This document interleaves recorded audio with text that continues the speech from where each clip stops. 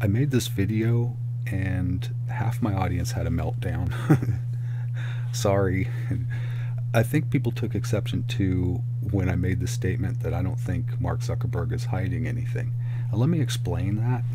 There's a difference between not telling people and hiding it. Maybe it's a lie by omission. I don't know. Maybe it's deception by omission. But it's not hiding it in the way that people think that they've got a safe somewhere with a tape locked in it, and that's what they're hiding. No, it's not. It's not like that. They don't have to hide anything. Jack Dorsey, Mark Zuckerberg, they don't have to hide anything. First of all, if they did hide stuff, it's going to get found out, and when it does, it's going to ruin them and their companies. So they're not going to do it. Number two, there's no laws against what they're doing. They can, I guess, quote unquote, hide something. Let me give you an analogy about how they're hiding something. You go to the store, you buy this certain shampoo all the time at a certain price. And then one day when you go in and buy it and you bring it home, you notice that, hey, it just doesn't seem like there's as much stuff in there. Same bottle, same price. You look at the weight and there's less product in there. Now, did the company hide the fact that they changed things? No, they just didn't tell you about it. They didn't have a big ad campaign that say, yeah, we're taking less product out of what you normally buy and we're leaving the price the same. But the information's there. Just look on the label. The same is true for Facebook and Twitter. Look at the user agreement. Yeah, it takes a team of attorneys to go through it, but that's not their fault. That's what the law says. If the law says you've got to make this clear, it's got to look like a nutritional label, it's easy to read, all the information's there, then that's what they'll do. But right now law doesn't exist, and there's lots of laws that don't exist that should, and because they don't exist, Mark Zuckerberg and Jack Dorsey can do the things that they do, and they don't have to hide a damn thing. The only thing they're hiding is the formula to Coca-Cola. It's like a trade secret that they're hiding. The things that they're keeping secret from us are the weights and biases, the metrics that their algorithms use to create these granular profiles of their users. And they have to keep that secret because if people know about it, they'll game the system. And here we are back at square one. So why do these things exist? So Senator Hawley got a screenshot of Centra software that I made in about 30 minutes on Illustrator. Pretty convincing. I could probably have sent that to Josh Hawley and said, yeah, this is directly from Facebook, and he would have bought it hook, line, and sinker. And even bring it up to the Senate. This flimsy evidence. Come on. This doesn't exist. Not as it is now. You've got to do better than a screenshot, whistleblower. You got to do a little bit better job of whistleblowing. And Josh Hawley, you got to do a little bit better job of vetting the things that people send to you, because they're making you look like an idiot. So why were they supposed to make this alleged Centra software? If it exists, there's nothing wrong with it existing because they were told to do it. Here's a clip from 2018 from the Washington Post. It's highlights from the first Senate hearing that Mark Zuckerberg was told to clean up his act, make this stuff, follow people, monitor the bad actors, and let the authorities know about it. So let's watch that little montage. We didn't take a broad enough view of our responsibility, and that was a big mistake. And it was my mistake, and I'm sorry. I started Facebook, I run it, and I'm responsible for what happens here. This should be a wake-up call for the tech community. We want to hear more, without delay, about what Facebook and other companies plan to do to take greater responsibility for what happens on their platforms.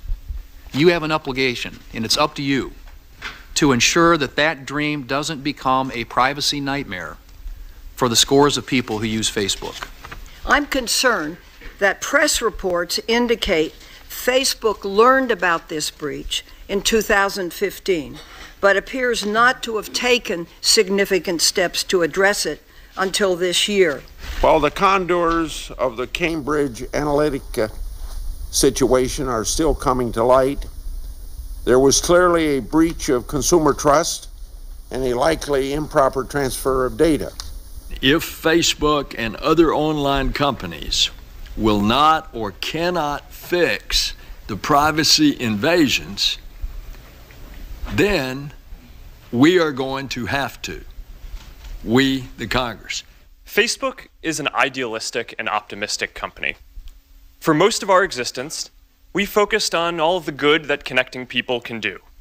And as Facebook has grown, people everywhere have gotten a powerful new tool for staying connected to the people they love, for making their voices heard, and for building communities and businesses. But it's clear now that we didn't do enough to prevent these tools from being used for harm as well. And that goes for fake news, for foreign interference in elections and hate speech, as well as developers and data privacy. I believe deeply in what we're doing. And I know that when we address these challenges, we'll look back and view helping people connect and giving more people a voice as a positive force in the world. Go to the privacy tab. If you don't want to share something, don't share it. This is a free service.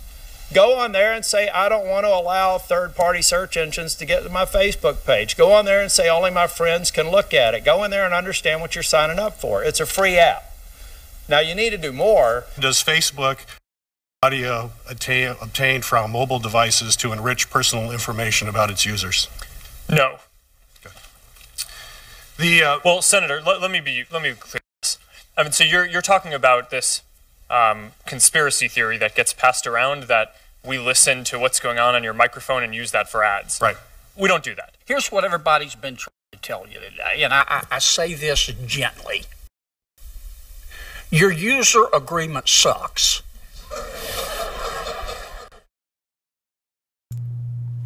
So they're just doing what they were told to do.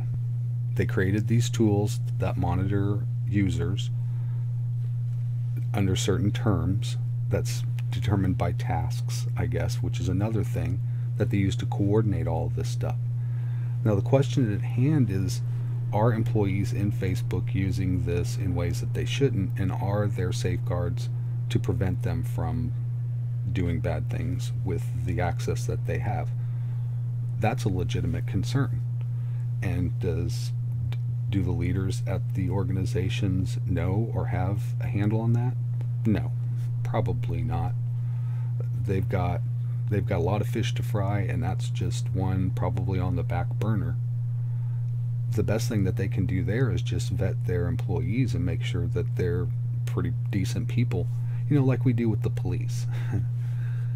So the other part of this story that no one's talking about, and this is actually the biggest part of it, is that this is all about censorship.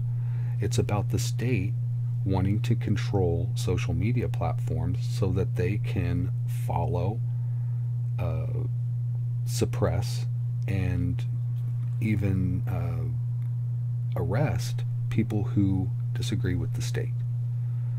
Anybody who has a opinion counter to whatever narrative is trying to be supported by mainstream media and by our government elites, if you go against that and you're on social media, they want to shut you down. And right now they don't have the power to do that.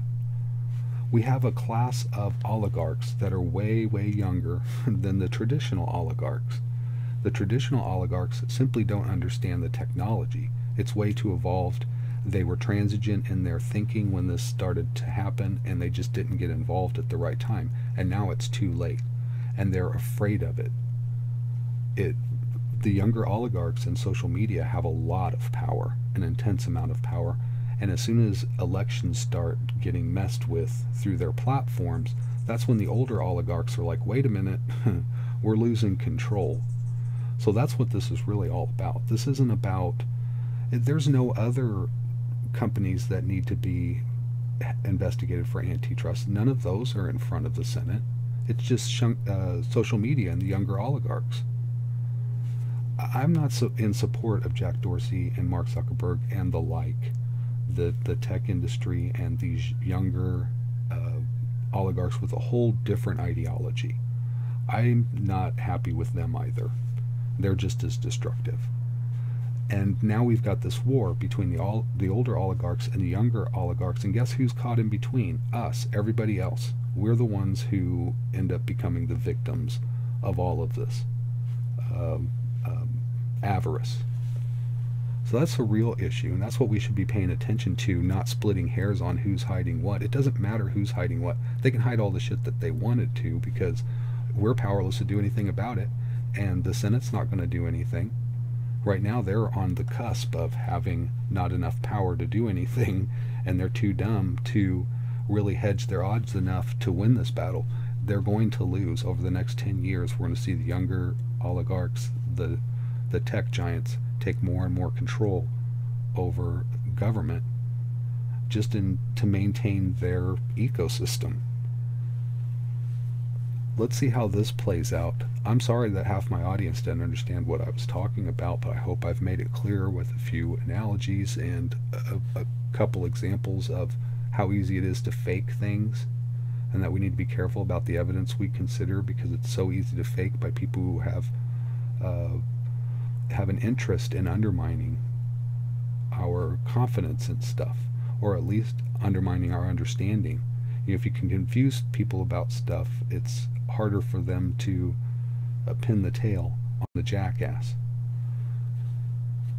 I'm just here trying to piece this out and help people be aware of the larger picture, that we're being silenced, and they're trying to make an enemy of the very entity that gives us the singular chance of getting out of this.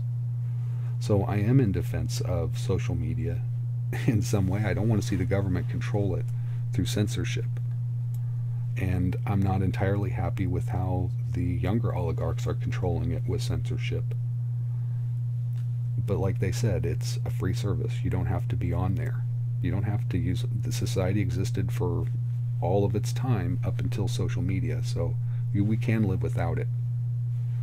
People don't want to. Facebook is as popular as ever, even though the people know that they're being tracked and all this information is being harvested about them. People just basically don't care, I guess. They feel like, if I'm not doing anything wrong, what's the harm? At least I'm not getting ads about stuff. I mean, do I need to see ads about feminine hygiene products? No, that's a complete waste of time. It's a waste of my time. It's a waste of advertiser dollars. I'd rather see ads about things that I care about. And if it takes my usage data to serve that function, I don't have a problem with that. I'm not afraid of it.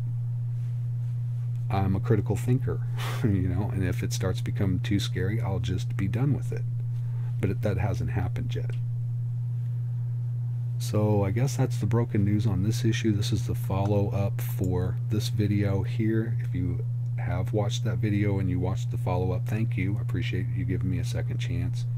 If you disagreed with me the first time and you agree with me now, thank you again for having an open mind. If we're still all on the same page, I don't know what to do about that. Thanks for watching, and take care.